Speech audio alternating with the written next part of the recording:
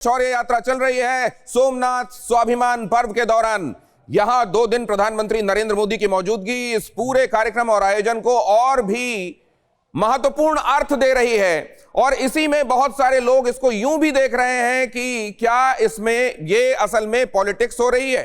जैसा अभी आपने विवेक श्रीवास्तव को कहते हुए सुना, वो कह रहे हैं कि ये तो असल में पॉलिटिक्स है, ये अध्यात्म और ये पूजा का स्थान है। यहां पर प्रधानमंत्री नरेंद्र मोदी की मौजूदगी ये उनको पॉलिटिक्स दिखाई देती है।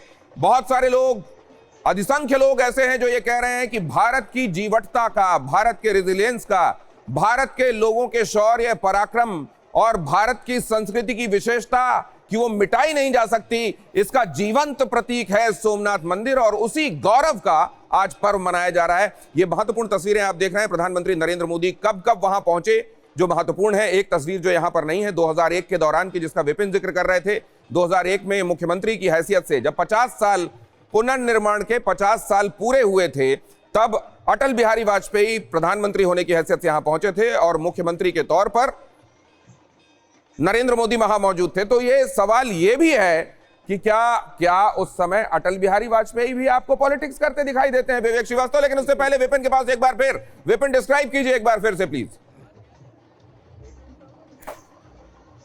देखिए वो तमाम लोग जो आज इस कार्यक्रम में शरीक होने के लिए आए हैं और देखिए कितने उत्साहित हैं। एक बार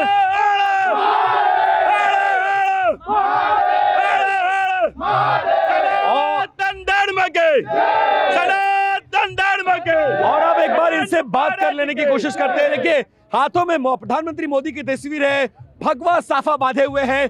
कैसी तस्वीर यहाँ पर नजर आ रही है, किस तरह का भाव, प्रधानमंत्री की मौजूदगी, 1000 अटूट विश्वास और शौर्य, क्या कहना चाहेंगे?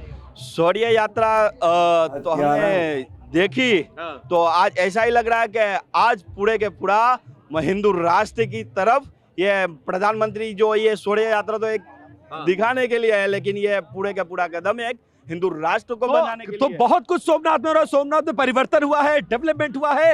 ये 25 साल कैसे गुजरे हैं सोमनाथ के लिए? सोमनाथ स्वाभिमान पर्व श्री माननीय यशस्वी हमारे प्रधानमंत्री जी ने पिछले 4 दिनों से आप जो देख रहे हैं, यहाँ का माहौल, यहाँ का उत्साह, लोगों के अंदर विश्वास, श्रद्धा। तो सेलिब्रेशन हो रहा है सोमनाथ में कि नहीं हो रहा है? बहुत बड़ा 70 साल पुनर्निर्माण के और 1000 साल अटूट विश्वास के। बहुत ही हमको बढ़िया महसूस हो रहा है, अच्छा लग रहा है। पीएम की शोभा यात्रा में, आप शौर्य यात्रा में आप लोग शामिल थे? यस। क्या किस तरह की तस्वीरें थी ये बताइए? बहुत आनंद आया देखकर कि नहीं आया? बहुत आनंद है, बहुत बढ़िया है। कुछ क्या मोदी जी से बात हुई किसी की? नहीं, देख के हाथ हिला। सौभाग्य है कि हमको मोदी जी का दर्शन हो गया। जो दमड़ू लेके आए थे उसमें हमको भगवान श्री महादेव ही साक्षात के दर्शन हुए। अच्छा, दोनों हाथों में डमरू बजा रहे थे, किस तरह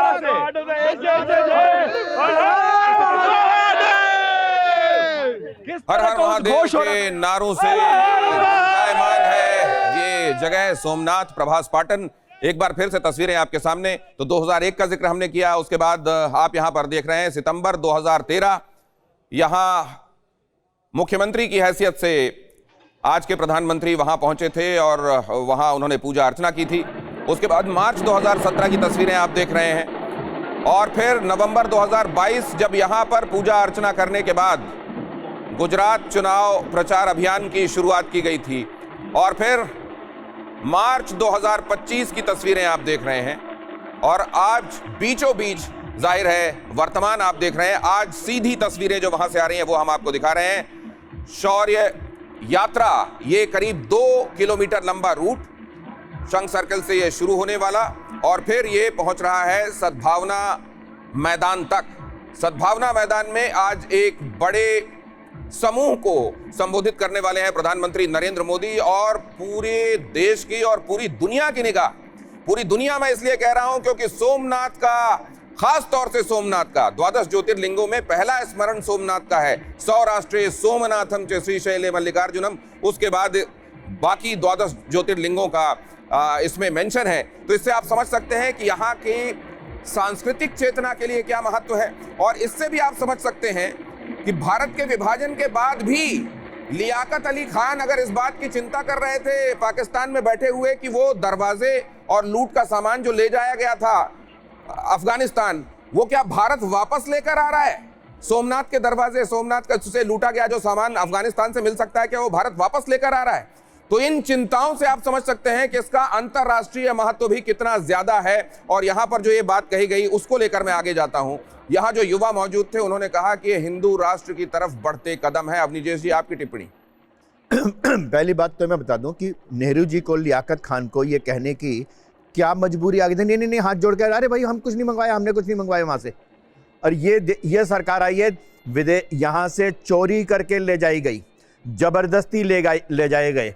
वहाँ की हमारी बहुमूल्य मूर्तियाँ, सैकड़ों ऐसी मूर्तियाँ जो हैं जो यहाँ से चोरी करके ले जाई गई या जबरदस्ती उठाकर ले जाई गई, वापस आए हैं। नेताजी के अवशेष वापस आए हैं, कृष्णराज वर्मा के अवशेष वापस आए हैं। ये अपनी विरासत को संभालने का, संजोने का जो सर्वश्रेष्ठ समय दिखाई देता है वो है दिनेश गौतम जी। यहाँ पर बात यह है कि यहाँ पर जिस तरीके से जिन कुछ लोगों को ये डमरू बजते हुए जिस तरीके से उनके डिप्रेशन में हैं, ये जब डमरू बजता है ना तो कुछ लोगों को डिप्रेशन हो जाता है, क्योंकि उनको भारत की सेना पिटती हुई दिखाई देती है, उनको भारत पराजित होता हुआ नजर आता है।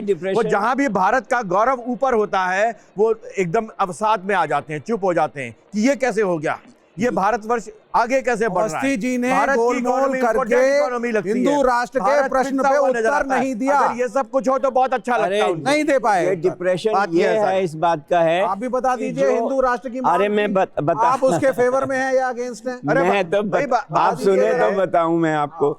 उसमें सिर्फ इतना सा प्रॉब्लम ये हो रही है कि जो गज़बा हिंद बनने वाला था वो हिंदू राष्ट्र बन रहा है। ये इससे बहुत से लोगों को तकलीफ हो रही है। अगर आज मोदी जी शायद अपनी पर्सनैलिटी से, अपने नेतृत्व से वहाँ से हटकर जहाँ आए हैं वहाँ लिखा हुआ उस पट्टिका पे हिंदू राष्ट्र, क्या आप चाहते थे कि ये लिखा जाता गज़बा हिंद? नहीं, इस पे लिखा जाना चाहिए ये भारत देश के सेकुलर कॉन्स्टिट्यूशन का प्रतिनिधित्व है, ये लिखना चाहिए था आपको। फिर मैं पूछता हूँ, अमृतपाल सिंह का, अमृतपाल सिंह जो सांसद है और जेल में है, वो इंटरव्यू में कहता है कि अगर लोग हिंदू राष्ट्र मांगेंगे तो मैं खालिस्तान मांगूंगा।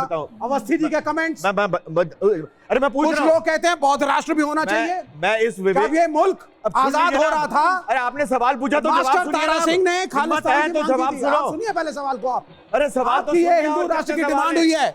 यहाँ प्राइम मिनिस्टर जो जलसा कर रहे हैं वहां पे इनके कैडर ने, इनके लोगों ने तो आपने ये सवाल पूछा, जवाब तो ले लीजिए। डिमांड करी है। विवेक जी जवाब तो क्या ये लीजिए। जायज है? विवेक जी जवाब तो लीजिए, ये सवाल नहीं तो दे पूछा रहे ही हैं मैंने जवाब। अवनीश जी से। हाँ अवनीश तो जी, मेरे डिप्रेशन की बात कर रहे हैं। कब पूछा, कब मैंने जवाब नहीं दिया? आप बताइए, हिंदू राष्ट्र की तो डिमांड चुप होगा ना, अरे मुंह बंद रखोगे तो जवाब दूंगा ना। जब प्राइम मिनिस्टर है वहां पे सोमनाथ के मंदिर पे हिंदू राष्ट्र की डिमांड, क्या वो सही है? और अगर वो सही है, बहरहाल ये अवनीश जी इसका जवाब दें। उससे पहले मैं जरा हमारे साथ जुड़ने वाले एक नए मेहमान का परिचय भी आपके साथ करा देता हूं। ओम जी उपाध्याय, बहुत वरिष्ठ इतिहासकार हमारे साथ इस चर्चा में, वो भी शामिल हो रहे हैं। बहुत स्वागत करता हूं ओम जी उपाध्याय, आपको भी मैं चर्चा में लेकर आता हूं। लेकिन उससे पहले अवनीश जी आपका जवाब। मैं इसी देश के, इस धर्मनिरपेक्ष देश, अभी हिंदू राष्ट्र नहीं बना ना, इस निहायत विवेक शून्य व्यक्ति से मैं ये पूछना चाहता हूं कि एक प्रदेश का उप मुख्यमंत्री इरेडिकेशन ऑफ सनातन धर्म क्या है? एड्स है, कोड है, जितने तरीके की गालियां, इनका मुंह नहीं खुलता। वो कहते हैं वो ये धर्मनिरपेक्षता है। ये धर्मनिरपेक्षता है इस देश की। ये धर्मनिरपेक्षता है कि एक दिया जलाने के लिए हाई कोर्ट के आदेश के बावजूद वहां पर दिया नहीं जलाने दिया जाता, दरगाह पर होता है। ये धर्मनिरपेक्षता है इस देश की। ये देश इस धर्मनिरपेक्षता को स्वीकार करने वाला नहीं है। धर्मनिरपेक्षता का एकमात्र अर्थ है कि सरकार अपनी तमाम योजनाओं में देश के, जाति के, वर्ग के, समुदाय के, संप्रदाय के आधार पर बिना भेदभाव के सबको समान रूप से देखेगी। सिर्फ इतना धर्मनिरपेक्षता का अर्थ है। नहीं तो विवेक जी क्या इस बात का समर्थन करते हैं कि इस देश के संसाधनों पर पहला हक मुसलमानों का है? सुनिए सर, वो अलग कंटेक्स्ट। अरे अलग की बात का जवाब दो। नहीं जवाब देगा ये। सुनिए, मैं बिल्कुल ये व्यक्ति जवाब नहीं देगा इस बात का। बिल्कुल दूंगा। ये कुछ और रुकिए भी बनाएगा। ये जब ये देश आजाद हो रहा था, मास्टर तारा सिंह थे, खालिस्तान की बात हुई थी। सुन लीजिए, दलितों के लिए अलग देश की मांग हुई थी, लेकिन नेहरू ने और पटेल ने मिलकर के देश को एक रखा। और आज जब आप हिंदू राष्ट्र की बात करते हैं, सज्जाद ज़हीर तो को भेजा अमृतपाल इन्होंने। सिंह बैठ करके कहता है ज़हीर को भेजा अगर इस इन्होंने देश के कुछ पाकिस्तान। नागरिक कि हिंदू वहां पे राष्ट्र की कम्युनिस्ट मांग कर पार्टी की सकते स्थापना हैं करो, तो मैं खालिस्तान उनको की लात मांग क्यों मार ना करके करूं? भगा दिया वहां पे। तो क्या आप नहीं चाहते मुल्क इकट्ठा रहे? ये देश इकट्ठा रहना चाहिए, इसमें हिंदू राष्ट्र मुस्लिम विवेक राष्ट्र श्रीवास्तव का और पॉइंट यह है होना अब चाहिए। निकेश जी कि अगर इससे कुछ ऐसे लोगों को उनके विचारों को बल मिलता है कि वो कहने लगेंगे कि अगर आप इसको हिंदू राष्ट्र बनाने की तरफ कदम आगे बढ़ा रहे हैं तो हम अलग किसी अलग हिस्से की मांग क्यों ना कर लें अपने मुल्क के तौर पर, तो इस तरह के लोगों को क्या जवाब होगा? इसमें बात उसकी बात नहीं है कि कोई अलग अभी तो वो तो ऑलरेडी कर रहे हैं, वो तो नहीं कर रहे क्या? वो अमृतपाल जो अंदर है जेल में, अरे उसने ये एक सेकंड बीच में नहीं बोलना, बीच में नहीं बोलना। आप उत्तर ही नहीं दे रहे। 1984 बात में पूरी करने दीजिए विवेक। 1984 में श्रीमती गांधी का जो हत्या हुई, उसके पहले खालिस्तानी आंदोलन किया था, तब हिंदू राष्ट्र की बात किसने की थी? तब तो श्रीमती गांधी थी यहाँ पे प्रधानमंत्री। ये निहायत घटिया सोच के आदमी है। फिर बीच में बोला आदमी है, फिर बीच में बोला ये आदमी, फिर बीच में बोला, फिर बीच में बोला ये आदमी। मैं आपको एक बात बताऊं कि इन्होंने सज्जाद जहीर को भेजा था पाकिस्तान, पाकिस्तान ने लात मार कर भगा दिया, वापस आ गया सज्जाद जहीर, वहां पे कम्युनिस्ट पार्टी की स्थापना करने गया था। पहला समर्थन भारत के विभाजन का, पहला समर्थन किसी राजनीतिक दल ने किया था तो कम्युनिस्ट पार्टी ने किया था भारत के विभाजन का, कि हाँ अलग होना चाहिए। आज तक इन्होंने ये नहीं बताया कि 20 लाख लोग जो डायरेक्ट एक्शन डे पे मारे गए थे, जिस बंगाल में इन्होंने 30 साल तक शासन किया, आप जानते हैं क्या हुआ वहां पर? 1968 में वहां पे एक अशोक कुमार नाइट हुई, वहां पर किस तरीके से वहां पर हिंदू महिलाओं को के साथ जो बदतमीजी हुई, मैं शब्दों में बयान नहीं कर सकता। ज्योति बसु ने पता क्या कहा कि ये आप डाइवर्ट कर रहे हैं, जनता का राज आ गया है, जनता का राज आ गया है। सेकंड अपनी जैसी बात मैं सिर्फ एक बात कह रहा हूं कि जिन लोगों को इस देश के गौरवशाली इतिहास और संघर्ष करता हुआ लगातार जीतता हुआ इतिहास अच्छा नहीं लगता, वो डिप्रेशन में ही रहेंगे। वो आज भी कहते हैं कि भारत की सेना जो है चीनियों के हाथों पिट गई।